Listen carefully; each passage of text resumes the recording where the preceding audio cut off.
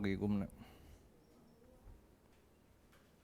Hello everyone, this is Shashank Tiwari from the Mahakal Tutorial Gwalior and I once again warmly welcome to all of you who are watching this video। और आज हम लोग एक English का नया topic cover करने वाले हैं जो कि सैनिक, मिलिट्री और आरआईएमसी वाले बच्चों के लिए स्पेशली है। इवन अगर 10th-12th में है तो भी कवर कर लेना, ठीक है। सब्जेक्ट वर्ब कॉन्कर्ड या फिर इसको बोलें सब्जेक्ट वर्ब एग्रीमेंट, ठीक है। नाम भले अनेक हो लेकिन सेक्शन एक ही है, ठीक है। तो हम लोग शुरू करेंगे, ज़्यादा टाइम वेस्ट नहीं करेंगे, ठीक है। चलो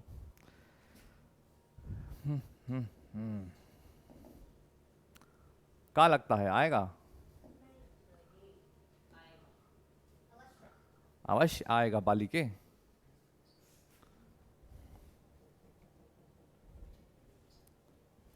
तो डियर स्टूडेंट्स, हमारे पास इसकी पीपीटी नहीं है। सबसे पहले हम लोग क्या लिखेंगे?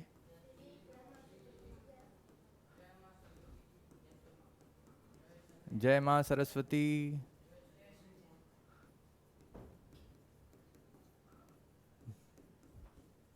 जय श्री महाकाल। और डेट का है प्यारे बच्चों?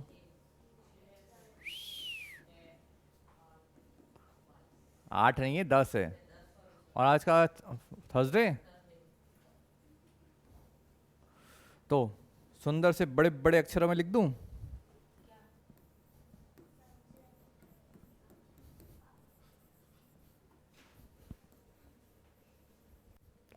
सब्जेक्ट वर्ब कॉन्कर्ड या फिर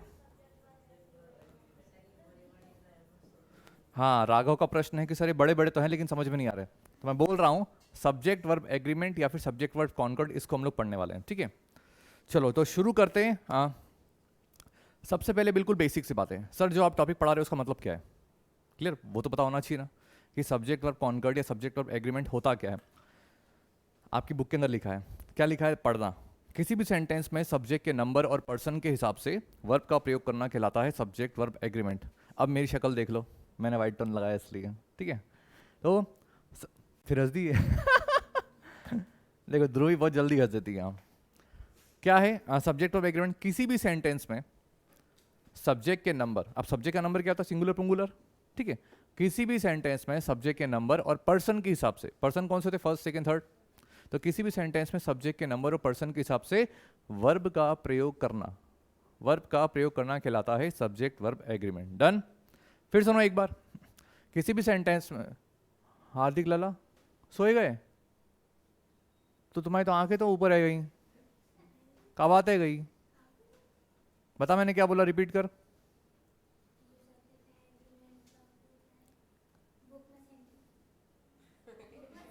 एक मिनट, अनुभव क्या बोला तू? सुना मेरे को ये। सब्जेक्ट वर्ब एग्रीमेंट होता है बुक में सेंटेंस। सच में बेटा तू सो रहा था? गलत बात है ना भाई यार। तो फिर इसने क्यों नहीं बोला? शौर्य बता मैंने क्या बोला, रिपीट कर भी। हाँ आया नहीं तो बेटा बोलना चाहिए ना। हाँ देवांश बोलो।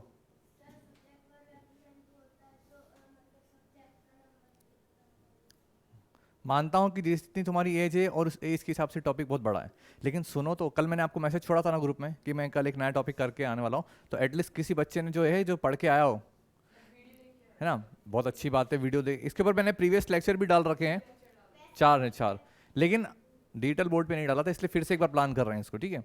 तो आप लोग पढ़ के आए, अगर किसी चीज़ को जो मैं पढ़ाने वाला हूँ उसको पढ़ के आओगे तो चीज़ें आपके लिए नई नहीं रहेंगी। हाँ सर ये हमने पढ़ रखा है थोड़ा बहुत, ऐसा फील आएगा आपको, ठीक है। तो सब्जेक्ट वर्ब एग्रीमेंट क्या है? किसी भी सेंटेंस में सब्जेक्ट, अब तुम तीनों खड़े रहना, जब तक समझ में नहीं तो बैठना नहीं। किसी भी सेंटेंस में सब्जेक्ट के नंबर और पर्सन के अकॉर्डिंग वर्ब का प्रयोग करना कहलाता है सब्जेक्ट वर्ब एग्रीमेंट। मतलब एक सेंटेंस है, उस सेंटेंस के अंदर एक सब्जेक्ट रहेगा, वो सब्जेक्ट का जो नंबर है, सिंगुलर या प्लूरल है, उसके हिसाब से हम लोग वर्ब का यूज़ करेंगे। वर्ब कौन सी करेंगे? सिंगुलर या प्लूरल। एक रामबाण बताता हूँ मैं आपको, ठीक है। एक रामबाण मैं आपको बताता हूँ, मतलब सबके ऊपर एक ही रूल अप्लाई होगा। अगर सब्जेक्ट सिंगुलर है तो वर्ब सिंगुलर लगेगी, अगर सब्जेक्ट प्लूरल है तो वर्ब प्लूरल लगेगी। डन? फिर सुनो एक बार। अगर सेंटेंस में सब्जेक्ट सिंगुलर है तो वर्ब सिंगुलर लगेगी, और अगर सेंटेंस के अंदर सब्जेक्ट प्लूरल है तो वर्ब प्लूरल लगेगी। डन? एक कान होता है, एक आएगा, चूल कान होता है, सिवरे आएंगे। डन? तो if our subject is singular we have to use singular verb, and if our subject is plural we have to use plural verb. Done? कोई डाउट? पूरे के पूरे जितने भी रूल्स पढ़ने वाले वो सब एक ही रूल पे डिपेंडेंट हैं। क्या समझ में आया? Subject singular, verb singular, subject plural, verb plural. तो इसके लिए पहले हमें ये पता होना चाहिए कि सर सिंगुलर सब्जेक्ट क्या होता है, प्लूरल सब्जेक्ट क्या होता है, सिंगुलर वर्ब क्या होती है, प्लूरल वर्ब क्या होती है। डन? ये पता होगा तो आप यूज कर पाएंगे, अगर यही पता नहीं होगा तो तोते उड़ जाएंगे। डन? चलो, तो सबसे पहले हम बात कर लेते हैं सिंगुलर सब्जेक्ट क्या होता है। आपने अपनी बुक के अंदर लिखे होंगे, तो आप लोग दिल थाम के बैठ और देखते रहिए, ठीक है? बीच बीच में शत्रुघ्न सिन्हा आएगा। जानते शत्रुघ्न सिन्हा को कि नहीं? शत्रुघ्न सिन्हा। देखो, सिंगुलर सब्जेक्ट क्या होता है, कंफ्यूज मत होना कभी लाइफ में। बिल्कुल बेसिक से शुरू करते हैं, प्रेजेंट सिंपल टेंस से, ठीक है? मैं गोरा दिख रहा हूँ क्या? क्या बात है यार, असली सभी मतलब देखो कैसे बेइज्जती कर रहा है। हाँ, अल्लाह ये भी रिकॉर्ड होगा। देखो, सिंगुलर सब्जेक्ट क्या होता है, I, he, she, it, you, ठीक है? और राम हो गया हमारा। देखो सुनो सुनो सुनो, वेट करो, कॉमा वर्ड जरूर लगाना। इसका मतलब क्या है, राम एक पर्सन है और सीता एक अलग पर्सन है। हाँ, अगर कॉमा नहीं लगाएंगे तो क्या होगा, अल्टीमेटली सेंटेंस सही नहीं रहेगा, आपको एंड का यूज करना पड़ेगा उसको प्लूरल करने के लिए। तो सिंगुलर सब्जेक्ट क्या है, I, he, she, it, you, Ram, Shyam, the boy, the girl. अब बताओ यहां तक किसी को कोई दिक्कत है? देखो, मानता हूं टॉपिक थोड़ा सा टफ रहेगा, लेकिन इतना भी टफ नहीं है अगर स्मूथली हम लोग कवर करेंगे तो, बिल्कुल जीरो से। डन? ये समझ में आया सिंगुलर सब्जेक्ट कौन से होते हैं? चलो, अब आ जाते हैं प्लूरल सब्जेक्ट कौन से होते हैं। प्लूरल सब्जेक्ट कौन से होते हैं हमारे? देखो, you, you, we, they, Ram and Shyam, हाँ हर बार सीता, चंदा एंड ज्योति, भाई की फेवरेट, चंदा and Sheela Munni, Chanda and Jyoti, Sheela and Munni, ठीक है? The boys, the girls. अब बताओ इसमें कोई डाउट है क्या? डाउट कुछ था ही नहीं उसमें, सब कुछ आपके नोट्स के अंदर, बुक के अंदर लिखा हुआ है। डन? हम लोग क्या पढ़ रहे हैं? हम लोग पढ़ रहे हैं सब्जेक्ट वर्ब एग्रीमेंट। क्या होता है, किसी भी सेंटेंस में सब्जेक्ट के नंबर और पर्सन के हिसाब से वर्ब का प्रयोग करना कहलाता है subject verb agreement. Done? Clear है? और जितने लोग देख रहे हैं वो लोग माननीय श्री ए के ठाकुर सर की बुक जरूर लेके आए, इसमें काफी अच्छी तरीके से सेक्शन कवर किया गया है, ठीक है? सेक्शन नहीं है वो, अलग मीनिंग हो जाएगा, ठीक है? डन? तो डन, सिंगुलर सब्जेक्ट समझ में आ गया क्या होता है? ये सारे नाम आपको याद रखने हैं। पुंगुलर सब्जेक्ट क्या होते हैं आपको याद रखना है। डन? थोड़ा सा आगे बढ़ते हैं। देखो, अब बात करते हैं सिंगुलर वर्ब की क्या होते हैं। सिंगुलर वर्ब क्या होता है? प्रेजेंट सिंपल से शुरू कर दो, ठीक है? प्रेजेंट सिंपल में आता है पहले डस, फिर इज, आई, लला वर्ब।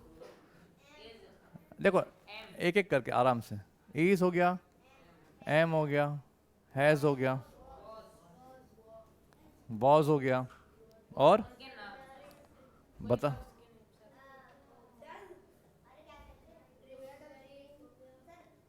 देखो देखो, सुनो सुनो, पैनिक मत हो। जो हमारी बेसिकली मेरे बच्चे वर्ब की फिफ्थ फॉर्म रहती है ना, जैसे गोज हो गया, कम्स हो गया, ये भी कौन सी में आती हैं? सिंगुलर वर्ब में। ये कौन सी में आएगी? देखो, मैं आपको सिंपल से निंजा टेक्निक बताता हूँ। वर्ब की जो फिफ्थ फॉर्म होती है वो सिंगुलर फॉर्म होती है। डन? या फिर हम ये कह लें कि वर्ब की first form plus S oblique E S oblique I E S, ये हो जाएगी हमारी सिंगुलर वर्ब। डन? अगर मेन वर्ब की फर्स्ट फॉर्म है उसके साथ में S E S I S अगर आ रहा है तो वो हो जाएगी हमारी सिंगुलर। यहाँ तक डन? तो सिंगुलर वर्ब में किसी प्रकार का कोई डाउट है क्या बताओ?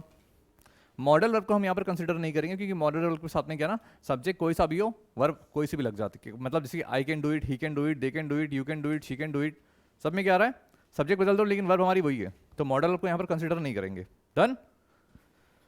तो ये क्या हो गया, सिंगुलर वर्ब हो गया। अब आ जाओ पुंगुलर वर्ब पे।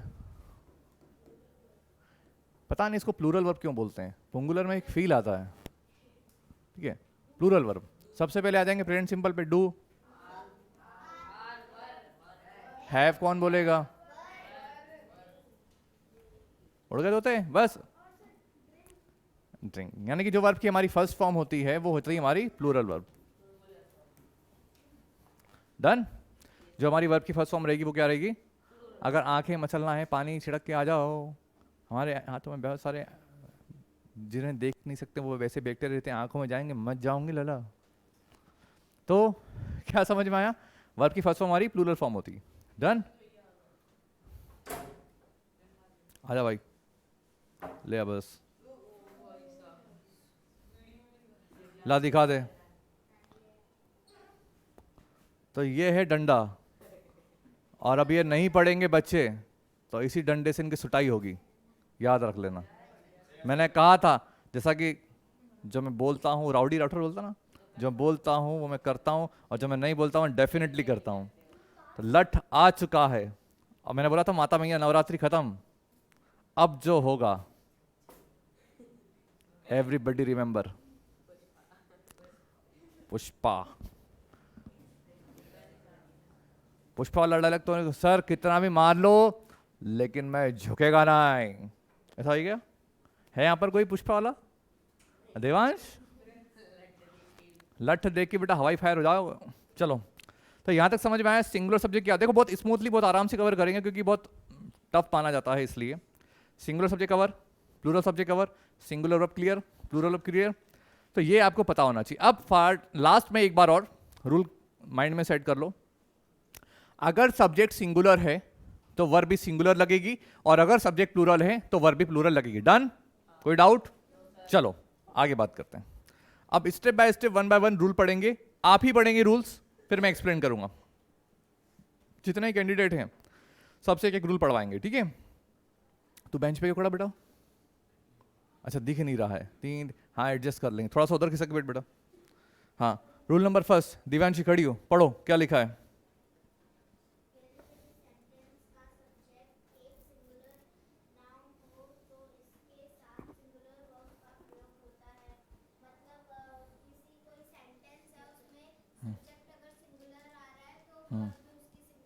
समझ में आ गया? किसी को डाउट है क्या? रूल नंबर फर्स्ट क्या कहता है? यदि किसी सेंटेंस का सब्जेक्ट एक सिंगुलर नाउन है, और सिंगुलर नाउन क्या होता है पता है? मान लो ये स्टाइलर है, ये सिंगुलर है पुंगुलर है? एक ही दिख रहा है बस। तो अगर सेंटेंस में स्टाइलर के बारे में बात होगी तो वो कौन सा वर्ब कैरी करेगा? सिंगुलर वर्ब कैरी करेगा। तो उसमें एग्जांपल में क्या लिखा है? Radha is always late. Mohan adjust कर लो यार भाई, राधा इज ऑलवेज लेट, ठीक है? अब ऐसे एक और एग्जांपल ले लेते हैं। हाँ, राधा ईट्स डेली, राधा रोज खाती है, एको दिनों उपासना रखती है। तो ये जो वर्ब है, वर्ब की first form plus S, E S और आई एस, ये क्या था? Singular verb. अब राधा यहां पर क्या है मेरे बच्चे? सिंगुलर है पुंगुलर है? सिंगुलर सब्जेक्ट है, वर्ब कौन सी लगी? कोई डाउट यहां पे? पक्का? अच्छे से क्लियर है? इसके साथ देखो, आपको जितने भी टेंस हमने पढ़े हैं उन टेंस की आपको हेल्पिंग वर्ब भी याद रखना है, साथ में ये वाला कॉन्सेप्ट भी याद रखना है कि वर्ब की फर्स्ट फॉर्म प्लूरल होती है, वर्ब की फिफ्थ फॉर्म सिंगुलर होती है। डन? पहले वाले रूल में आई डोंट थिंक कोई डाउट होगा। रुद्र शुरू करो सेकंड रूल।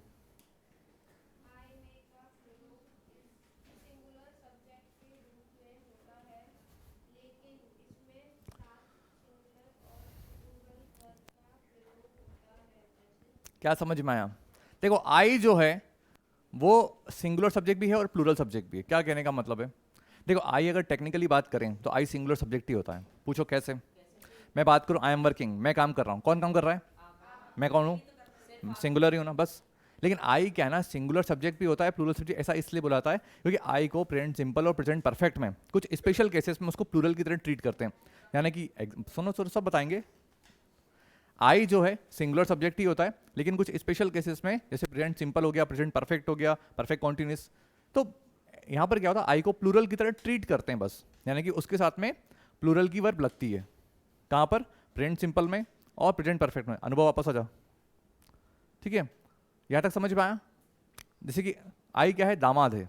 आई क्या है? जैसे कि आई क्या, जब अपने घर में रहेगा तो सिंगुलर कैरी करेगा, यानी कि चड्डे में घूमेगा जस्ट लाइक भाई। लेकिन जैसे ही वो अपने ससुराल जाएगा तो एकदम पैंट शर्ट जेंटलमैन बन के जाएगा। डन? तो जब वो कभी कभी जा रहा है यानी कि वो प्लूरल अब कैरी करेगा। नहीं समझ में आया?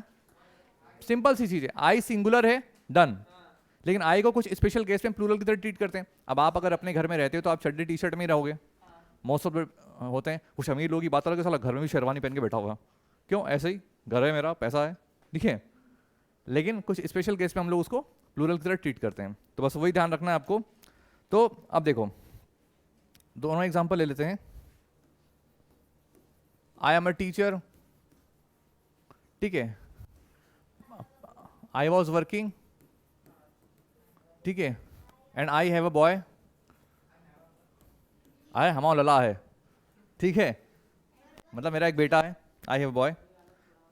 ये समझ में नहीं आया, आएगा कैसे नहीं आएगा? देखो एक और एग्जांपल लिख देते हैं। I have been working, I have been working since morning. आप देखो हैव क्या है, सिंगुलर वर्ब है प्लूरल वर्ब है? तो आई के साथ प्लूरल लगा दिया हमने, क्यों? क्योंकि प्रेजेंट परफेक्ट कॉन्टिन्यूस आ रहा है। वॉज क्या है, सिंगुलर वर्ब है प्लूरल वर्ब है? सिंगुलर वर्ब है। यहां पर क्या लगा दिया, सिंगुलर। अब आई यहां पर सिंगुलर सब्जेक्ट है, देखो आई यहां पर क्या है, सिंगुलर सब्जेक्ट है, और यहां पर क्या है, प्लूरल की तरह ट्रीट कर रहे हैं बस उसको। डन? हाँ, समझ में आई बात? हाँ, यहां पर आई दामाद है और ये घर का लला है, ठीक है, फिर हंस दी देखो सीधे। समझ में आई बात अच्छे से? कोई डाउट यहाँ पे? यशवंत जितना मिस हुआ है वो सब रिकॉर्डेड है, तो आराम से देख सकता है, ठीक है, पैनिक नहीं होना। लेकिन वो लट्ठ मंगाना जरूरी था, बहुत सारे लोग आजकल हवा में उड़ रहे हैं। चलो डन। इसमें कोई क्वेरी है क्या रूल नंबर 2 में? फर्स्ट सेकेंड क्लियर अच्छे से? चलो रूल नंबर 3, उन्नति खड़ी जाओ, पढ़ो बेटा।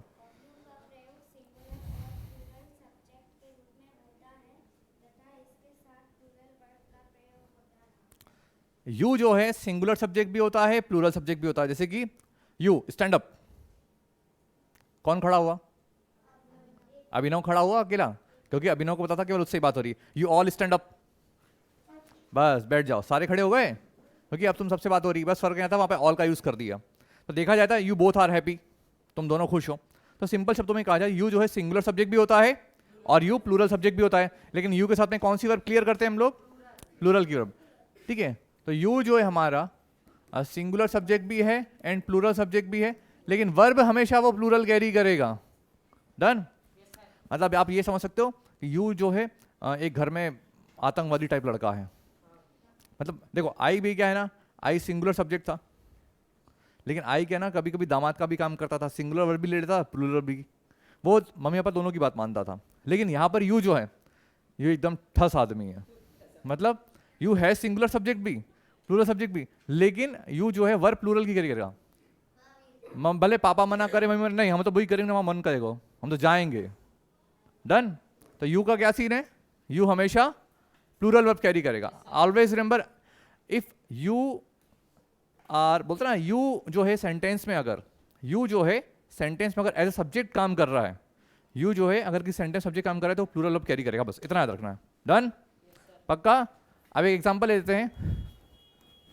हमने ये तो सुना होगा you are happy, you are happy को भी सही से लिख देते हैं यार, you are happy and you are handsome, ठीक है। देखो वो बोल दिया राघव, हाँ हम तो हैं handsome. Rule number 1, 2, 3 3 rule cover करें। इसमें किसी को डाउट हो तो बताओ, अच्छे से क्लियर? पक्का? चलो रूल नंबर 4 थोड़ा सा ट्रिकी है, इसलिए वो ऋषभ बताएगा, ठीक है, उसको ऋषभ छोड़वाएंगे क्योंकि उसने पढ़ रखे हैं एक बार रूल। हाँ रूल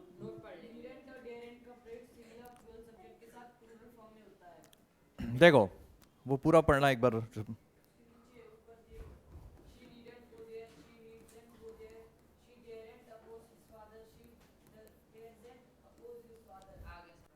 देखो देखो देखो पहले समझ लो, नीड और डेयर ये है क्या, पहले समझो। ये है मार्जिन मॉडल, ये क्या है,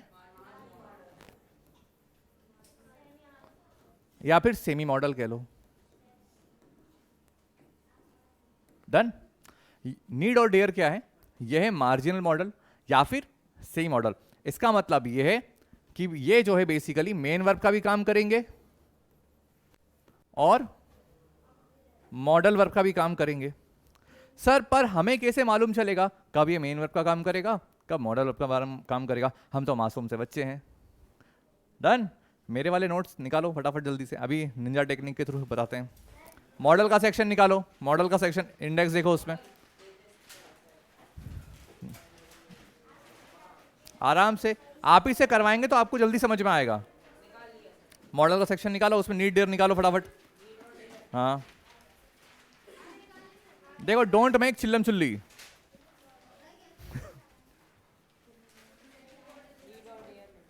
अरे बेटा मिला, वेरी गुड। अब राघव रूल नंबर, ये नोट पढ़।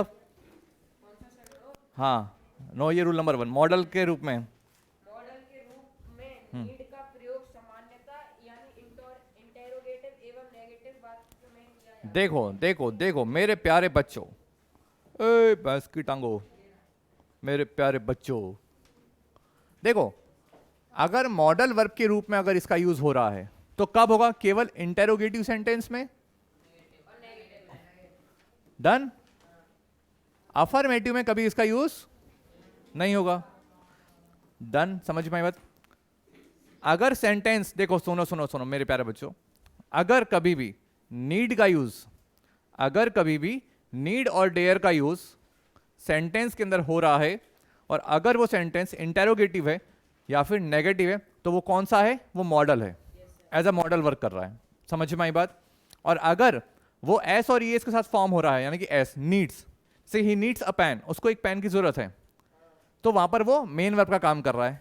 प्रेजेंट सिंपल के अकॉर्डिंग एस और ई एस लग जाता है, सिंगुलर शब्द का ही नीड्स अ पेन। क्या समझ में आया? सिंपल सी चीज, फिर ध्यान रखो, अनुभव समझ में आ गया? गोरमी तेरे को बेटा, गोविंदा नहीं आया, कोई बात नहीं। देखो हौच पौच हो रहा है, चलो फिर से क्लियर कर देते हैं। हम बात कर रहे हैं नीड और डेयर के बारे में, हम बात कर रहे हैं नीड और डेयर के बारे में। ये दोनों क्या है? मार्जिनल मॉडल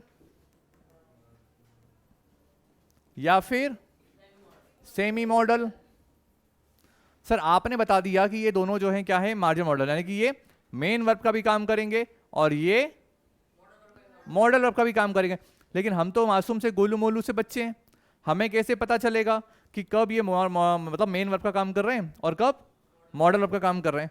तो अगर आइडेंटिफिकेशन के लिए बता दूं, अगर सेंटेंस हमारा इंटेरोगेटिव है या फिर नेगेटिव है और उसमें अगर ये नीड या फिर डेयर का यूज हो रहा है तो वो एज अ मॉडल वर्क करेंगे। समझ में आई बात? कोई डाउट यहां पे? अब इसको इरेज करते, इतना बड़ा रबड़ हल्का आया है क्या? ठीक है, ऐसे ही अगर मान लो वो सेंटेंस में अफर्मेटिव है, जस्ट लाइक मैं बोल दूं ही नीड्स अ वाइफ, उसको एक पत्नी की जरूरत है। ठीक है, अब यहां पर मतलब अल्टीमेटली वो ब्याह करना चाहता है। ठीक है, अब ब्याह वाले तो एग्जांपल भाई की क्लास में मैंडेटरी है। ही नीड्स अ वाइफ, यानी कि अब यहां पर सब्जेक्ट कैसा था? सिंगुलर, और सिंगुलर सब्जेक्ट के साथ में अगर एस और ईएस लग रहा है यानी कि ये मेन वर्ब का काम कर रहा है। समझ में आई बात? कोई डाउट यहां पर? अच्छे से क्लियर है? अब बढ़ो आगे रूल पढ़ने में, अब थोड़ी देर के लिए समझ में आ गया होगा आपको। देखो तो नीडंट और डेयर का प्रयोग सिंगुलर और पुंगुलर सब्जेक्ट के साथ में होता है। यहां पर ये लिखा है शी नीडंट गो देयर, ये सेंटेंस करेक्ट है। She needn't go there, singular subject था तो प्लूरल वर्ब लगा दिया। अब यहां पर ऐसा क्यों हुआ? देखो ये लिखा है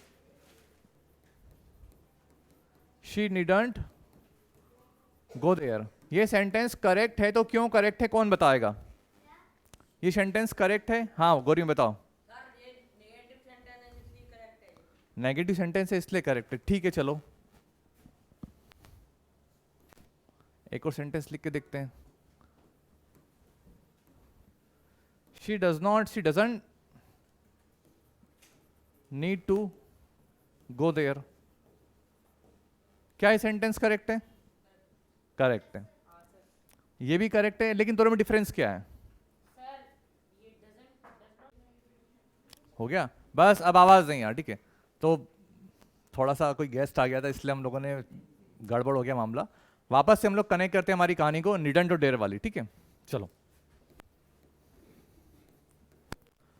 नीडंट और डेयर, अब फटाफट से शुरू करेंगे। तो देखो, नीडंट और डेयर क्या है, ये हमने पढ़ लिया है। ये क्या है बच्चों, मार्जिनल मॉडल या फिर सेमी मॉडल। क्या होता है मार्जिनल मॉडल और सेमी मॉडल? ऐसी वर्ब जो मेन वर्ब का भी काम करती है, ऐसी वर्ब जो मॉडल का भी काम करती है। डन। अब मॉडल वर्ब का काम कब करेगी? जब सेंटेंस हमारा नेगेटिव या इंटेरोगेटिव हो, और मेन वर्ब का कब काम करेगी? जब सेंटेंस हमारा अफर्मेटिव हो। डन। तो अब उसमें क्या लिखा है, एक एग्जांपल वो देखो, शी नीडंट गो देयर। क्या लिखा है? नीडंट। अभी नीडंट का मतलब यहां पर क्या है पता है ना, नीड नॉट। ठीक है, यहां पर क्या है, नीडंट। अभी क्वेश्चन टेक का काम नहीं है यहां पे। अब ये सेंटेंस करेक्ट है। अब शी नीड्स, दूसरा सेंटेंस क्या लिखा है? शी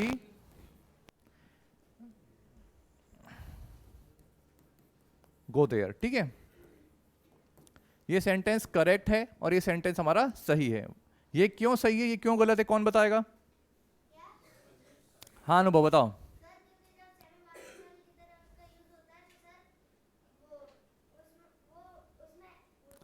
अरे सुन, सिंपल, अरे सिंपल सा सर, ये मॉडल की तरह वर्ब भी हो रहा है और ये नेगेटिव आपने बना दिया, जबकि सेंटेंस में अफर्मेटिव है। तो यहां पर शी नीड्स अ पेन।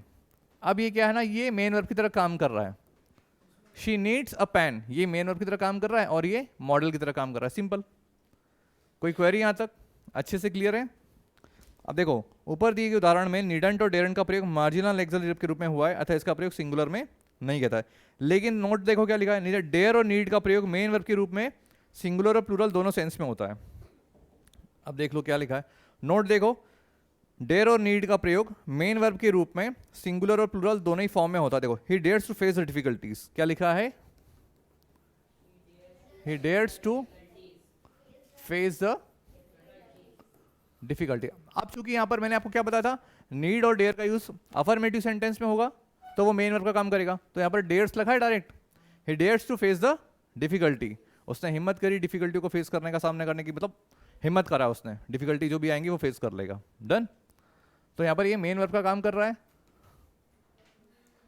ना, समझ में? अफर्मेटिव सेंटेंस है इसलिए मेन वर्ब का काम कर रही है।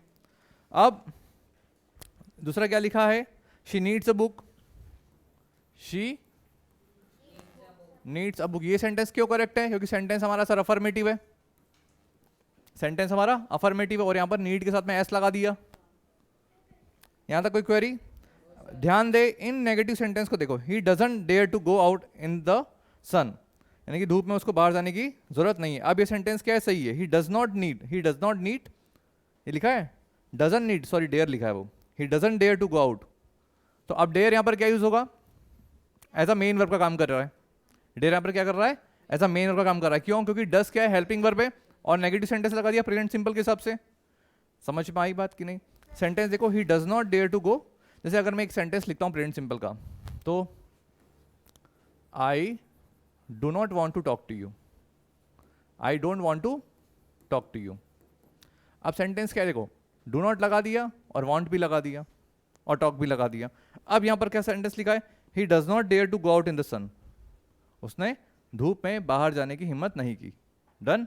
तो वहां पर क्या आ रहा है, डेयर जो था वो मेन वर्ब का काम कर रहा है और डजंट क्या है, सिंगुलर एक्सलरी वर्ब है हमारी, हेल्पिंग वर्ब की तरह। क्यों हंस रहा बेटा, कुछ स्पेशल? समझ में आ गया? अब पॉइंट नंबर 2 देखो, डेरंट और नीडन के बाद में इन्फिनिटी विद टू का प्रयोग नहीं होता है। ही डेरंट टू कम हियर, ये गलत है। ही डेरंट कम हियर, ये सेंटेंस करेक्ट है। यानी कि इन्फिनिटिव क्या होता है, नॉर्मली बात करें इन्फिनिटिव के ऊपर भी एक बार अलग सा चैप्टर बना देंगे। टू प्लस वर्ब की फर्स्ट फॉर्म, फिलहाल इतना समझ लो, टू प्लस वर्ब की फर्स्ट फॉर्म इन्फिनिटिव होता है। नोट क्या लिखा है, डेरंट था नीडन के बाद में इन्फिनिटिव टू का प्रयोग नहीं होता है। डन। तो ये सेंटेंस गलत है ऊपर वाला, ही डेरंट टू कम हियर। क्यों?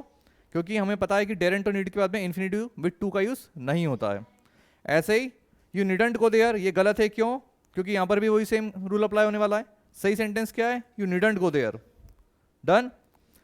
रूल नंबर 3 देखो, यदि डेयर का तथा नीड का प्रयोग क्रमशः हिम्मत होना या पढ़ना होता है तो मेन वर्ब के रूप में सेंस यूज होगा इसका। अब देखो, he dares to oppose his teacher, he dares to oppose his teacher. पहली चीज तो ये कि इस नेक्स्ट लेवल पे आएंगे नहीं, लेकिन हमने पढ़ लिए हैं सारे। डन। कोई क्वेरी यहाँ पे? नीडंट और डेरेंट वाला कॉन्सेप्ट क्लियर हो गया अच्छे से? चलो आगे देखते हैं। Rule number 5। हाँ अब हाँ पढ़ो बेटा। जोगिंदर, जोगिंदर नाम है, जोगी, योगिंदर। सीधे खड़े बेटा। हाँ पढ़ो पढ़ो।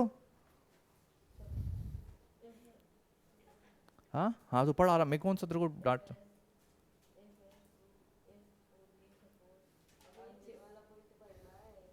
Rule number 5। हाँ तो पढ़ भाई पढ़, जोर से पढ़ना, आवाज सबको आना चाहिए।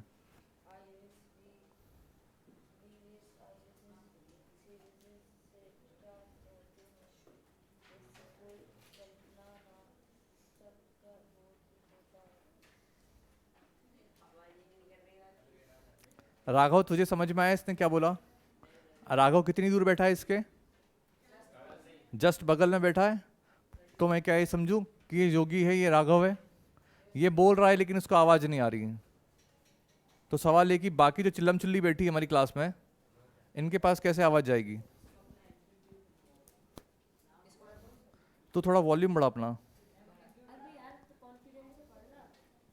बैठ जा बेटा, बैठ जा अभी फिलहाल। हाँ तू पढ़। अब राघव पढ़ेगा भैया।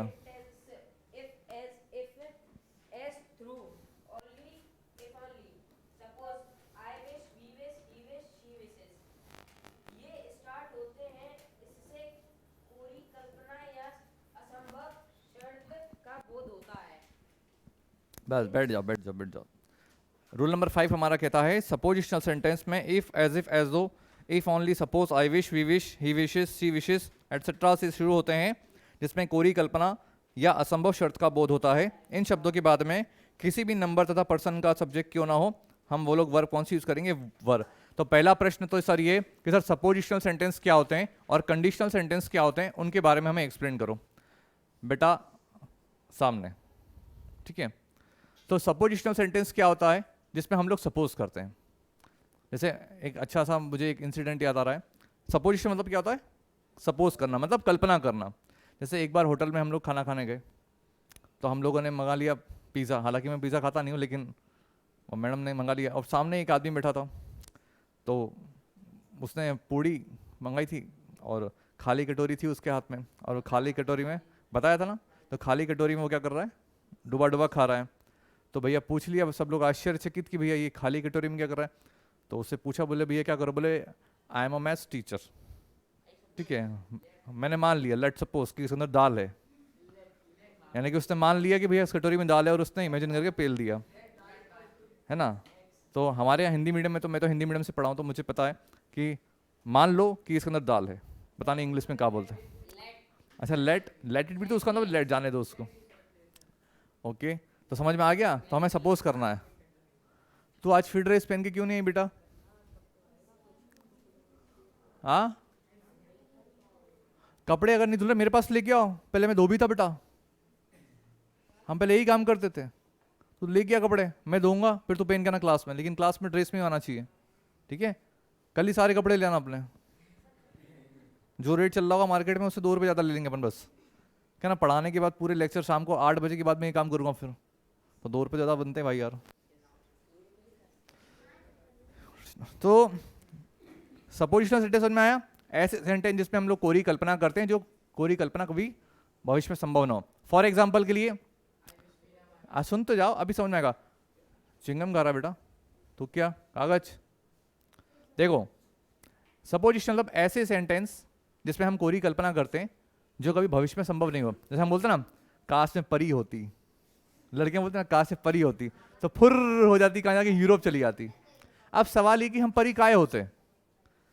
हम तो ह्यूमंस हैं, ठीक है, परी भी पता नहीं कौन सी ह्यूमंस की कैटेगरी आती है, लेकिन हम लोग परी नहीं हो सकते, हम परा हो सकते हैं। ठीक है, तो अब परी तो बन नहीं सकते हैं, तो वहां पर क्या लगेगा? सब्जेक्ट कोई सा भी हो, आपको वर्ब का यूज करना है। किसका? WERE verb. काश मैं प्रधानमंत्री होता। अब कैसे होता? मैं पॉलिटिकल फील्ड से बिलोंग ही नहीं करता हूं, तो सवाल है कि मैं कैसे आ जाऊं प्रधानमंत्री साहब, तो वहां पर वर का यूज करेंगे। तो सब्जेक्ट चाहे सिंगुलर हो या प्लूरल हो, आपको कौन सा यूज करना है? वर। डन, क्लियर है? सब्जेक्ट चाहे सिंगुलर हो या प्लूरल हो, ऐसी चीजें, ऐसी कल्पना, ऐसे सपोजिशनल सेंटेंस जहां पर जो भविष्य में पॉसिबल नहीं हो। 7 दिन तक तो हम दोनों साथ में नहीं बैठोगे, याद रखना, ठीक है? बहुत डिस्टर्बेंस में बियर कर लेता हूं क्लास में। तो समझ में आया? सपोजिशनल सेंटेंस जो होते हैं, जितने भी सपोजिशनल सेंटेंस होते हैं, उसमें सब्जेक्ट हमारा कोई सा भी रहे, हम लोग WERE वर्ड का यूज करेंगे। डन। और कंडीशनल सेंटेंस क्या होते हैं? शर्तीय वाक्य। शर्तीय वाक्य मतलब अगर तुम आओगे तो मैं तुम्हें पढ़ाऊंगा, अगर आओगे नहीं तो कैसे पढ़ाऊंगा? तो कंडीशन क्या होगी? तुम्हारा आना। डन। अगर वो मुझे बर्थडे पार्टी में बुलाएगा तो मैं जाऊंगा, नहीं तो कैसे चला जाऊं? वो अलग बात है कि तुम लोग ऐसे ही बिन बुलाए पहुंच जाओ।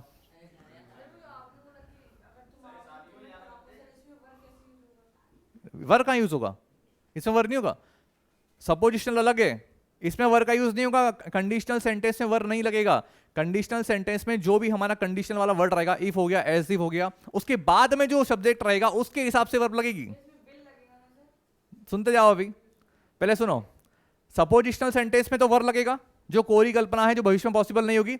लेकिन कंडीशनल सेंटेंस में जो भी कंडीशनल वर्ड होता है और उस कंडीशनल वर्ड के बाद में जो सब्जेक्ट रहता है, उस सब्जेक्ट के हिसाब से वर्ब लगती है। क्या? हाँ, अरे राजा, वीना कैसे उसकी वाइफ होगी? वीना तो किसी और की वाइफ है, ठीक है? वीना के पीछे पड़े हो। देखो नंदन, नंदन वीना के पीछे पड़ा है। नहीं बेटा, नहीं, ये नंदन की मम्मी देखेगी। हाँ हाँ, बस बस बस देखो। तो I wish Veena were my wife, ये सेंटेंस करेक्ट है क्यों? क्योंकि वीना ऑलरेडी किसी की वाइफ है, तो तेरी वाइफ नहीं हो सकती अनटिल वो डिवोर्स न ले, ठीक है? और हाँ ठीक है। ऐसे देखो, if he were my boss he would suspend me. अगर वो मेरा बॉस होता तो मुझे सस्पेंड कर देता, लेकिन वो मेरा बॉस है ही नहीं। अब देखो, ये हो गया सपोजिशनल। अब कंडीशनल देखो, जबकि कंडीशनल सेंटेंस में इफ, एज दो से स्टार्ट होते हैं, इससे वास्तविक सिचुएशन का बोध होगा, इससे वास्तविक रियल सिचुएशन के बारे में पता चलेगा। तो इस केस में इफ, एज सो के बाद में प्रयुक्त सब्जेक्ट के नंबर ऑफ पर्सन के हिसाब से वर्ब लगेगी, जो कि आपको बता दिया है। If you come here I will teach you. एक सेंटेंस देखते क्या लिखा है। If you come here I will, अरे मुन्ना, इसके बाद ये वाली वर्ब देख, तो कहां ध्यान लगा रहा है? ये देख, इफ यू कम हियर, हमारा कंडीशनल वर्ड कौन सा है? इफ। इफ के बाद में यू क्या है? सिंगुलर है, प्लूरल है? यू जो है सिंगुलर सब्जेक्ट भी, प्लूरल सब्जेक्ट भी, लेकिन वर्ब कौन सी कैरी करेगा? प्लूरल। तो कम क्या है यहाँ पर? वर्ब की जो फर्स्ट फॉर्म होती है वो प्लूरल होती है। अब यहाँ पर कम्स कर देगा तो गलत हो जाएगा, समझ गए? एक और एग्जांपल लेते हैं। क्या लिखा है इसमें? स्नेहा लुक्स एज दो,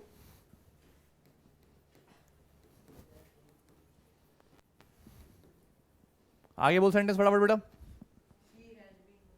she has been working, she. आप देखो, स्नेहा लुक्स, यहां तक तो कोई कंडीशनल वर्ड आया नहीं है, ठीक है? यहां तक कोई कंडीशनल वर्ड नहीं है। आया कहां पर? एज तो, ये हमारा कंडीशनल वर्ड। इसके बाद में सब्जेक्ट क्या है? सिंगुलर है, सी। तो कौन सी वर्ब आ गई? Has been. तो हमेशा याद रखना, कंडीशनल वर्ड अगर आ रहा है, कंडीशनल वर्ड अगर आ रहा है, तो उसके बाद में जो भी सब्जेक्ट होगा उसके हिसाब से वर्ब लगती है। लिखा तो है एज सपोजिशन, कंडीशन नहीं सोचते हो?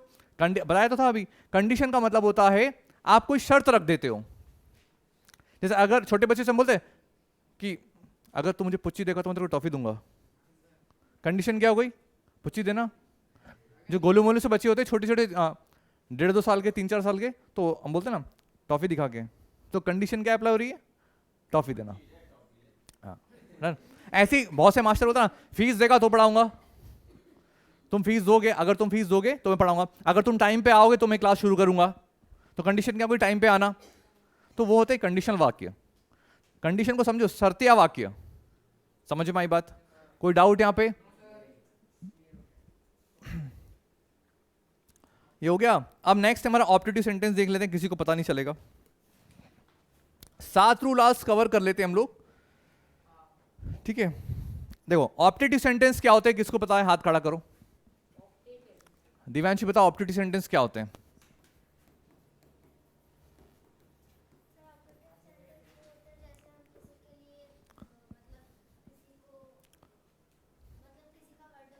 हाँ किसी मतलब किसी का बर्थडे मतलब याद आ रहा है अंदर से याद आ रहा है उसको। चलो, तो ऑप्टिटिव सेंटेंस मतलब जिस जहां पर हम अपनी इच्छा सामने वाले के लिए गुड विशेष करते हैं, और वहां पर ऑप्टिटिव जो सेंटेंस होते हैं वो हमेशा प्लूरल वर्ब कैरी करेंगे। क्या यूज करेंगे?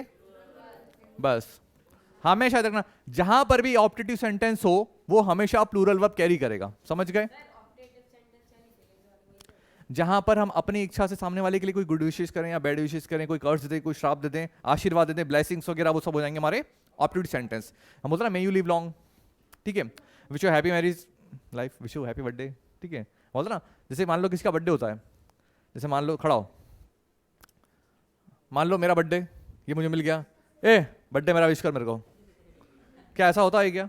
नहीं ना, ऑलरेडी सामने वाला बैठता ऑलरेडी हम अपने मन से बोलते ना कि wish you many happy returns of the day. ऐसा तो नहीं कॉलर पकड़ ली रास्ते में बर्थडे विश कर मेरे को, या बराबर हम लोग जितने क्लास में ए भूल गया बर्थडे मेरा विश कर जल्दी, ये बोलती है, अधिश्री बोलती है, कोई बात नहीं। चलो तो इस समझ में आ गया। तो जहां पर भी ऑप्टिटिव सेंटेंस होगा वो कौन सी वर्ब कैरी करेगा? प्लूरल। डन। रूल नंबर 7 देख लो, क्या कहता है rule number 7? Pairing words, sorry pairing words नहीं है, यदि दो सिंगुलर नाउन एंड से जुड़कर सेंटेंस के सब्जेक्ट के रूप में यूज हो रहे हैं तो उनके साथ में प्लूरल वर्ब कैरी करेगा वो।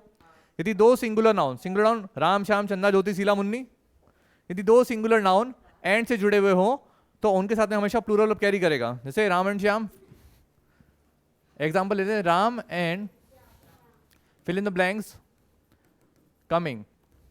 अब यहां पर क्या आएगा? Ram and Shyam are coming, ठीक है। अब यहां पर आर क्यों आ गया, इस क्यों नहीं आया?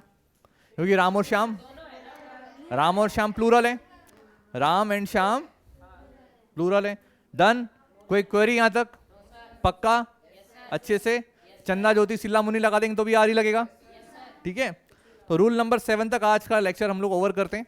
कल हम लोग हमारी कहानी यहां से वापस कंटिन्यू करेंगे, ठीक है। आज बीच में थोड़ा सा डिस्टर्बेंस हो गया था, एक गेस्ट आ गए थे इसलिए, लेकिन आप लोग ध्यान से समझना और अच्छे से पढ़ना, ठीक है।